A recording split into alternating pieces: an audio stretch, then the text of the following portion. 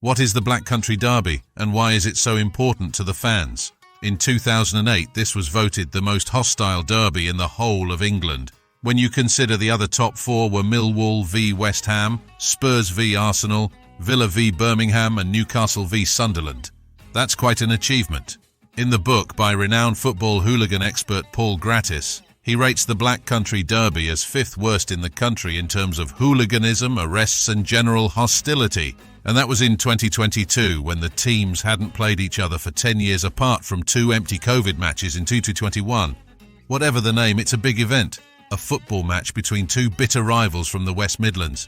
However, some are debating whether this FA Cup match-up between Championship team West Bromwich Albion and Premier League outfit Wolverhampton Wanderers really qualifies as a Black Country derby.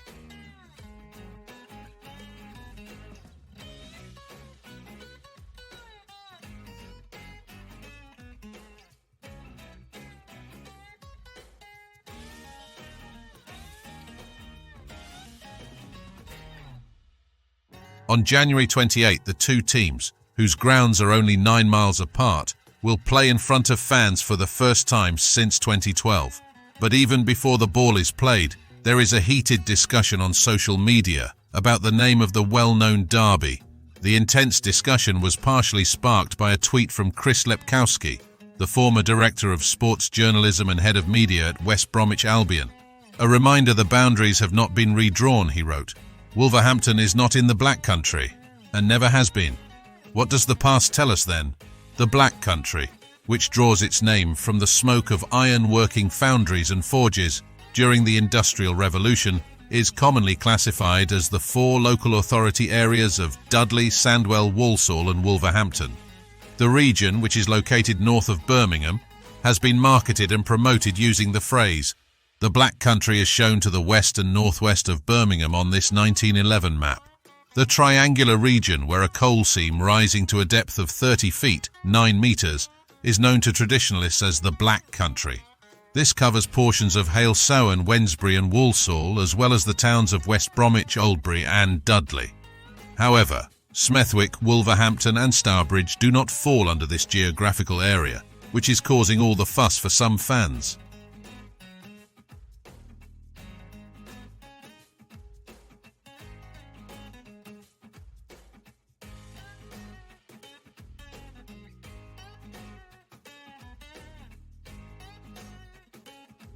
Former pop idol star and TV presenter Mark Rhodes is proud to call his hometown Wolverhampton part of the Black Country. He told BBC Radio WM, "Anything north of Birmingham, Dudley, Wolves, West Brom, Tipton, Wolverhampton, Walsall is Black Country to me. I'm not from Birmingham, I'm from the Black Country. The Black Country is perceived to be the annoying little brother of Birmingham. That's wrong. To me it's a way of life, it's being a yam-yam, it's having an identity." The writer and poet Dr. Rob Francis, who has family made up of both sets of fans, said he believed Wolverhampton was in the Black Country. Dr. Rob Francis, course leader for creative and professional writing at the University of Wolverhampton, said, "I quite often joke that if you want to start a fight in the Black Country, then ask someone where it is. I think for me it's about a spirit of place." Dr. Francis said he understood why some would point out Wolverhampton is not in the coal seam triangle. But he said the matter was not purely about geography. It has a very similar history, he added. It has got its roots in a kind of industrial heritage, in the same way that the rest of the region does.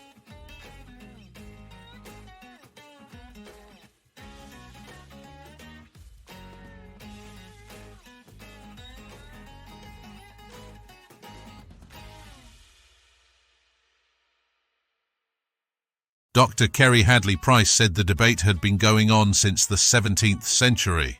The writer and lecturer who has written a book set in the Black Country joked she was born in Wordsley and grew up in Pensnet before emigrating to Stourbridge. "It's yes, but also no," she said when asked if the fixture could be categorised as a derby. Part of the Black Country is the debate itself of where it is. It's this kind of boundaryless place. Reams of academic work had been penned on the subject, she said, with some experts suggesting Wolverhampton has to be in the Black Country due to the way its residents speak. In the 1980s, there was a chap called Anderson who wrote a lengthy article and declared in the conclusion, Look, the Black Country is wherever the dialect is spoken. And that's it. The conclusion, what we all adore is this. We all settle down and start laughing and debating it while enjoying a pint of Bankses and a bag of scratchings.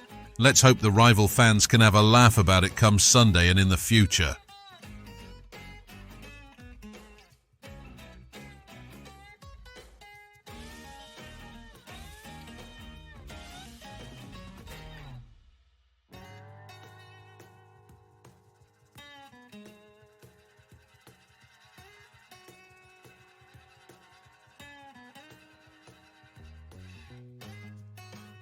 The last time the two teams met in front of fans at Molineux in February 2012, Albion won by 5-1, leading to the sacking of Wolves coach Mick McCarthy. Such is the hostility to any loss to the great rivals.